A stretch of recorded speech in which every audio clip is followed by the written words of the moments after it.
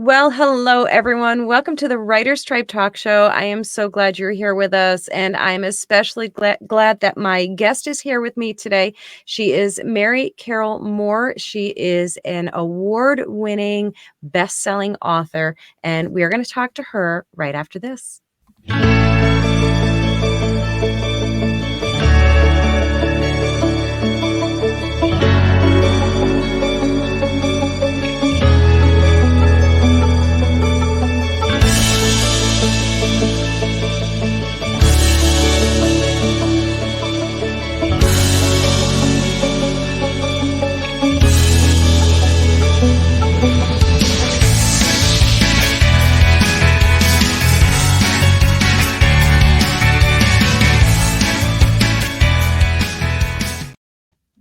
Mary Carroll Moore, thank you so much for coming on the show. How are you today?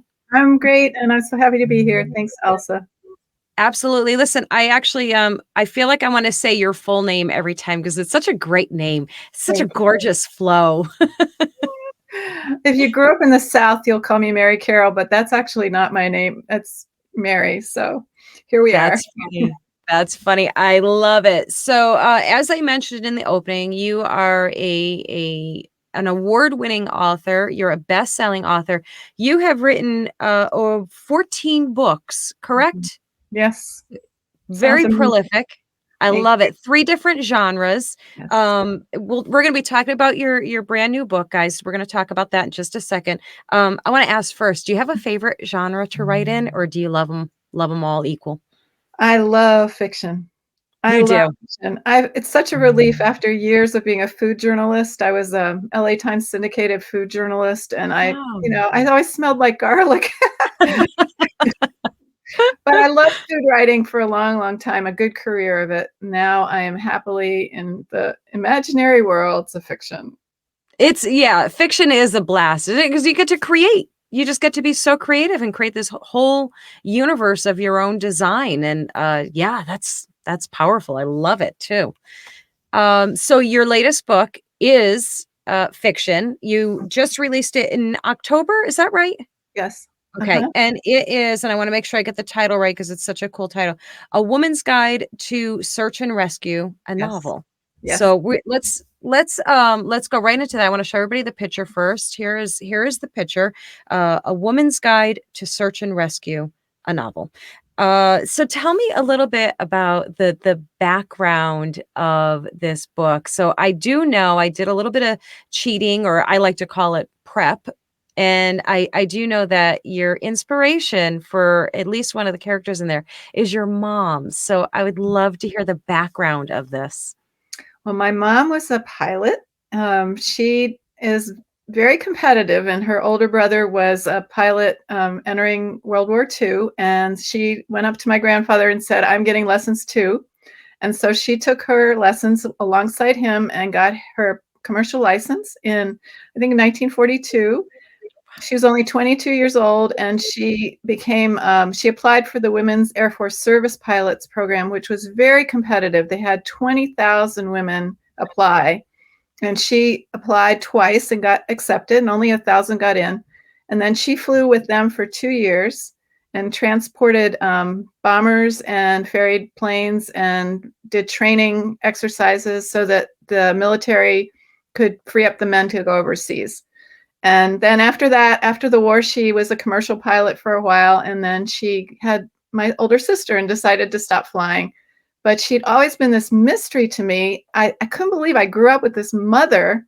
You know, my friends would say, "What did your father do?" And I'd say, "My mom's a pilot." So I grew up with this mother with this legend mother, and I always wanted to know more about her. So I wrote the book to kind of solve the mystery for myself. I love that. That is so cool. And what an amazing role model to have and figure to look up to. I mean, everything about that story is really exceptional. That was, you said 1942? Mm-hmm. I mean, that was not a common path for women at all at that time. So that alone is so exceptional. Has she since passed? She has, but before she Okay. passed, she got interviewed by the Library of Congress, and she got her Congressional Medal for being military finally. You know, they weren't military for the whole program, and they finally got their military, um, whatever you call it, acknowledgement, and that Yeah, was a big sure. deal for her, you know, so to be able to, consider that her service to her country had been really a good thing and acknowledged by the government was a big deal. So, you know, she was just an amazing person, and the fact that she could put away something like flying for 2 years when she was 22 and not talk about it very much with the family. You know, she moved on to being a mother and raising kids and being a full-time worker too, and, you know, I Mm. just couldn't believe how anybody could do that. So I took flying lessons to find out when I was doing research. Wow. Yeah, I needed to know what it was like to sit in the pilot seat, you know, as a woman in the pilot seat of a plane and see what it felt like and what it did to my mom. So that was then my characters became pilots and that's the story. I love it. That is so, so cool. And that's funny because one of my questions for you was about your research for your characters, because this is it's a unique character arc, really. It's a unique character job. You know, everybody else is they're always writers, they're always executives, they're always, this is different. This is really different and unique, which if you don't have any kind of background on that, like you said, the research for that is the hands-on part of it is a little bit different than going to visit an island somewhere. Mhm.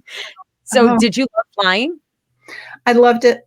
I loved it, and I thought, "Oh, you know, this is just" my mom would occasionally talk about the risks she took and the landing dead stick with her engine on fire at LaGuardia, things like that, you know? Mm. I mean, really. Wow. Buzzing my grandfather's house when she and my dad were dating, and he kept trying to turn the radio to the jazz station, and she wanted to talk to the tower, and, you know, we grew up with these stories, but we never Right. knew the woman behind them, so sitting in that pilot seat really gave me a feeling. And I also had to research search and rescue because Mm. one of the characters is a search and rescue pilot.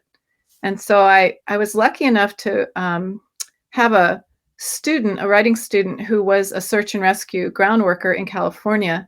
And she got me in touch with the team there. And I corresponded with them and sent them scenes. And I said, well, would this be a scene that would be believable? And the person wrote back, absolutely not. You know, here's what would really happen. And so I got to learn without actually having to be in a search and rescue operation myself. I got to learn. And my biggest compliment was a search and rescue pilot wrote me after he read the book and he said, this is totally accurate. So I thought, oh, you know, Yes, and as we well know, as authors, we well know that your readers will absolutely call you out if something isn't accurate. mhm, And that's an awful feeling, because you really try and you want to do your best to tell the story with as much, it's almost funny in a way. You're telling a fiction story with as much reality as you possibly can, so to make it relatable, of course. So that is high compliment I thought indeed. I was really Absolutely.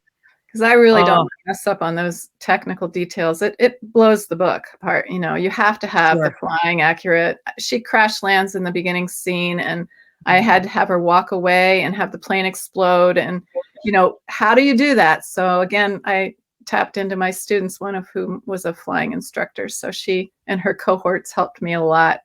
I Mhm. was very lucky. I don't know. I took some risk going into that kind of scene. I could have just, like you said, stayed with somebody that was a writer or a business professional, but I had another mission with this book.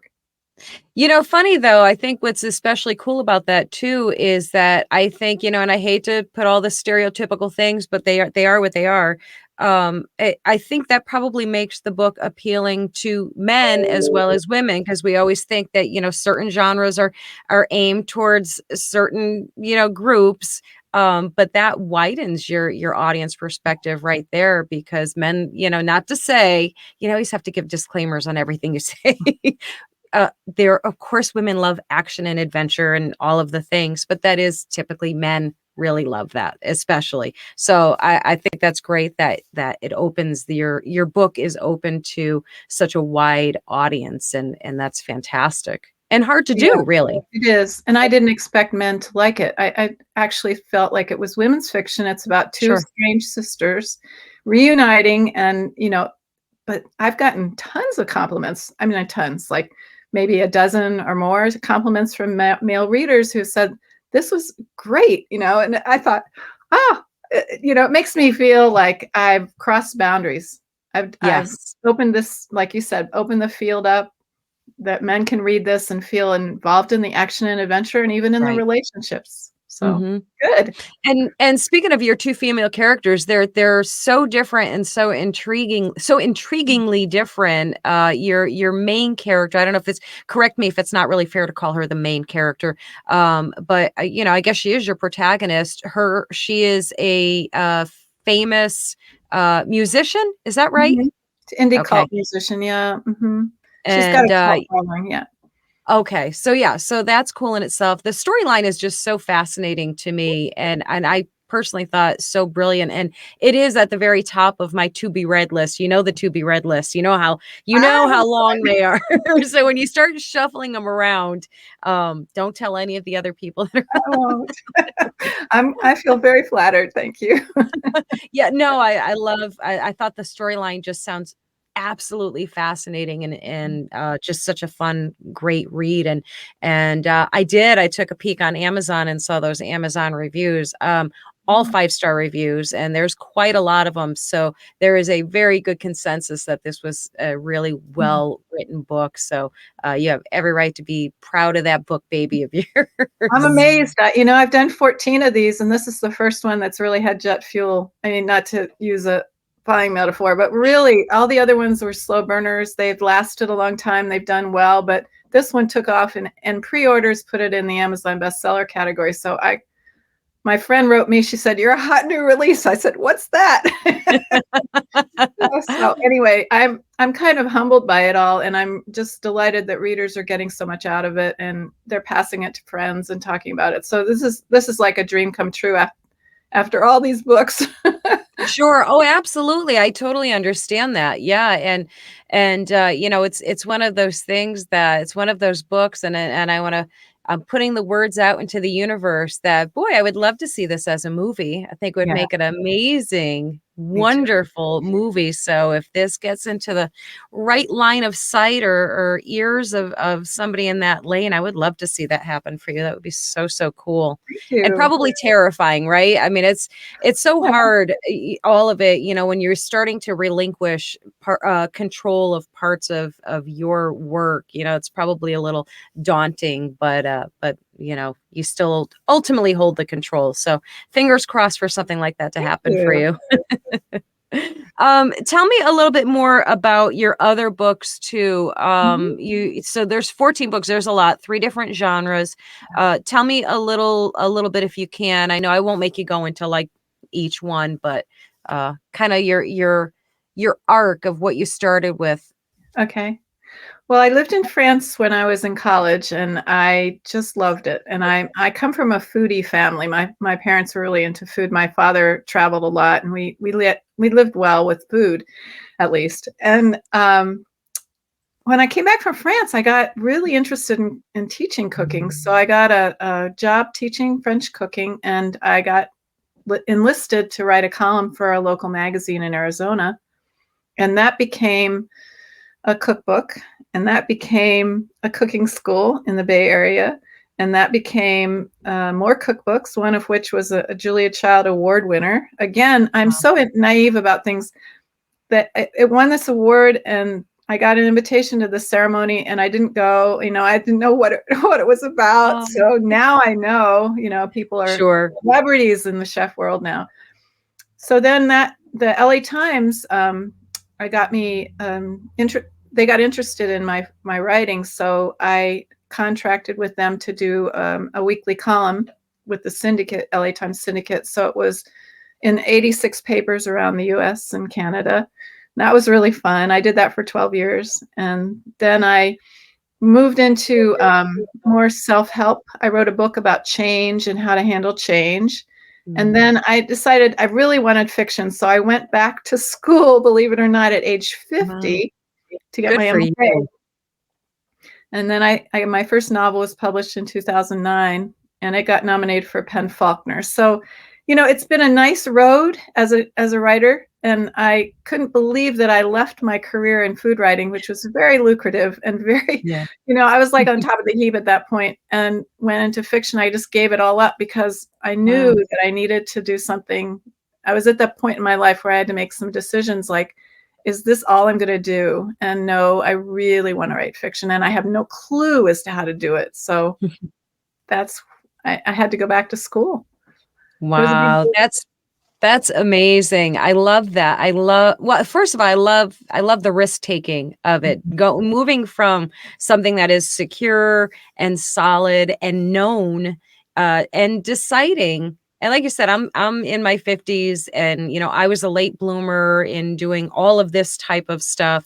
And it's a leap of faith.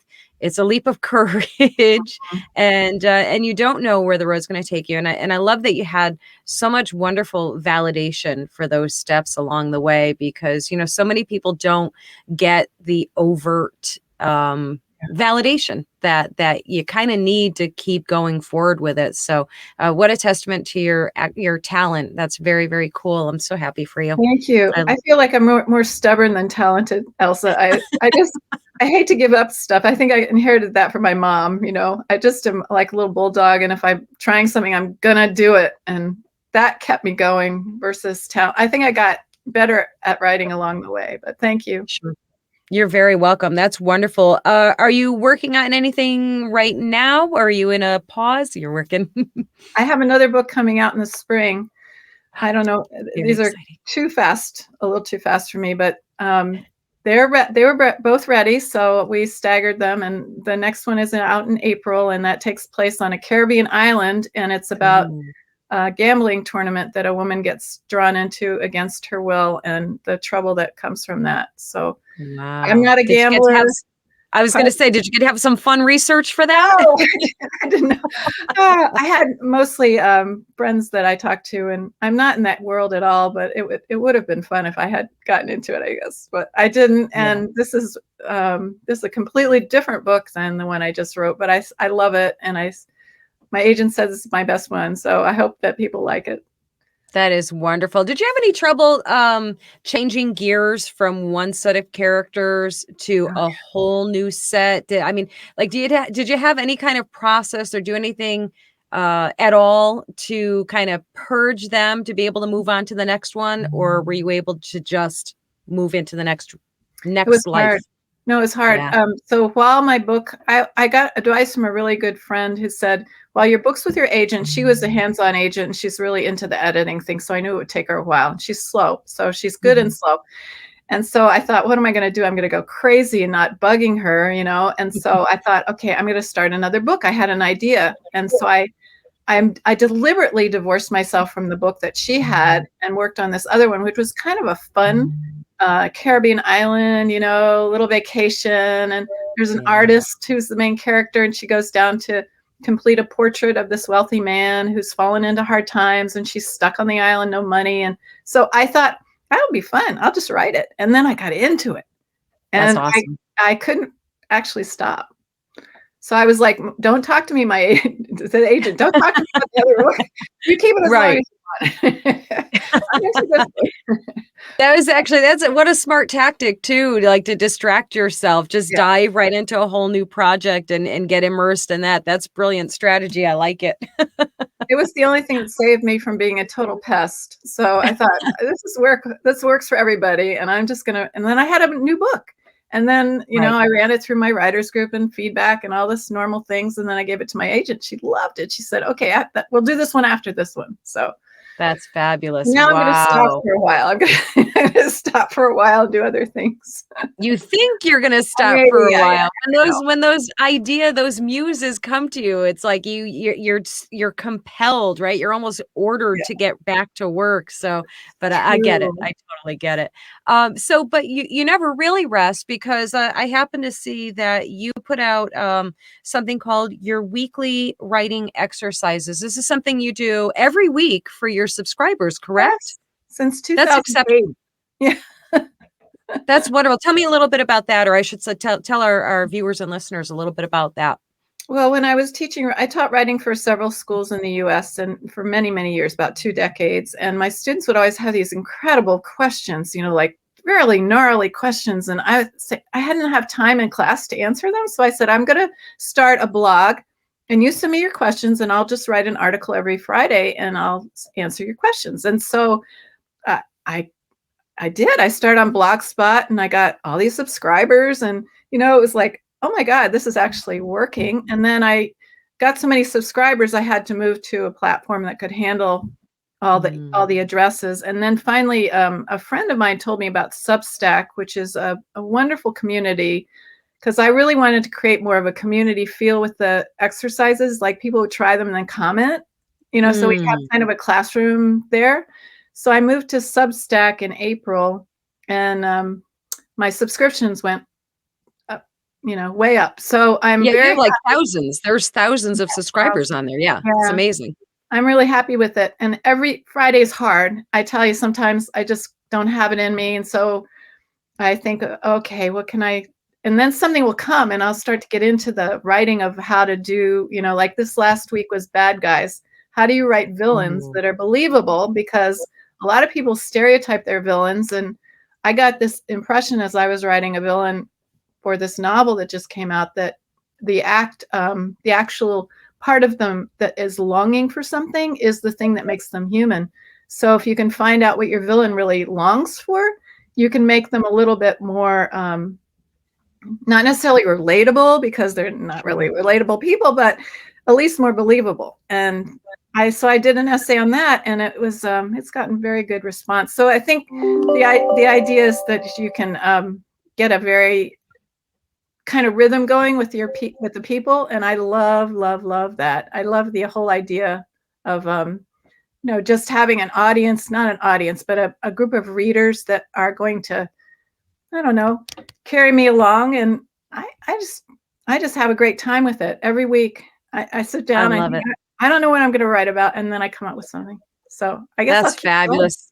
Not only is it fun and great for you, the next amazing thing about that is that you're helping so many people spark their creativity, help problem solve for them in their own writing. And I think that's such a huge gift. And I think that is one of the things that I truly love the most about the author community, that I have yet to meet. So I know they exist, but I've yet to meet a fellow author who isn't excited about and doesn't love sharing what they know. And I think that's such a great gift in itself to kind of pay it forward, put the hand out, hand up, and help the next ones up, because there's room for everybody. And there just can't be enough creativity in the world. So the more the merrier, the more the better, really. So that's wonderful. And I think I have it on here. So we're gonna put that up. And make sure you correct me if I have something wrong there. That is your website, right? It's my website. You know, Yeah. that'd be embarrassing if I put it up there and that wasn't right. I have to No, take it off you real got the quick. No, spelling right, which is unusual. People don't get the spelling right. 2 R's, 2 L's, 2 O's. yes, yes. Thank you. Yeah, so and everything is on there, correct? Your blog, where they can subscribe for your Mhm. weekly writing exercises, your books, of course. Do you have any events coming up? Are you doing any touring around at all for the books, or is it I mostly? did. I did in the fall, and I'm home with my family for Christmas and just kind of Nice. settling in now. And that's the until the next book starts. I think that's going to be my way, just do online stuff. But I had a really really fun time touring for this last book. It was so fun. But now I'm tired and I want to Yeah. stay home and let my Yes, dog. yes. Listen, you earned it for sure. And especially with the holidays, there's nothing better than just being home and I don't know if you're in a cold weather climate or a warm weather climate. I'm in a cold one, but I go to Florida every month, so it's all good. I Yeah, don't that's mind the cold wonderful. so much. Yeah. Oh, it's so nice. But yeah, I loved hearing all about your books and your story. Thank you so much for coming on and chatting with me. I appreciate Yeah, it. it was a delight. I appreciated all your encouragement too. I'm going away feeling even better about my book now. Yay! Good, good. I love that. That makes me so happy. Tell me you'll come back again when your next one is released. I would love to have you back Sure. if you'd be willing. Nothing like being put on the spot, right? I'd love it, Elsa. That would be a treat for me. So after April, Wonderful. when it's out, we'll get in touch. I appreciate that. Yeah. Wonderful. Yeah, absolutely. Have your people talk to my people. I don't have people. You have people. I don't have people. I I'm the have one people. person. Yeah. I'm a one woman army over here. Oh, Mary Carroll Moore, thank you so much for thank coming on the you. show. Guys, I hope you enjoyed this and you got so much art out of it. Get over to Mary's, I won't say Mary Carroll, get over to Mary's website and check out all the wonderful things she has on there. And correct me again if I'm wrong, but A Woman's Guide to Search and Rescue is also an audiobook, correct? It is, and the narrator is fabulous. I mean, Outstanding. it's worth it just to get the narrator. She's so good. I had to audition all these people, but she is it. So Oh, that's so cool. I love yeah, the audiobooks. I love a handheld book. I love all of them to be honest with you, but the audiobook is a lifesaver when you're driving or cooking or you just can't, hold a book and you can just listen to it. So, I'm super excited. Thank you again me and guys, too. we will see you in the next episode. Take care.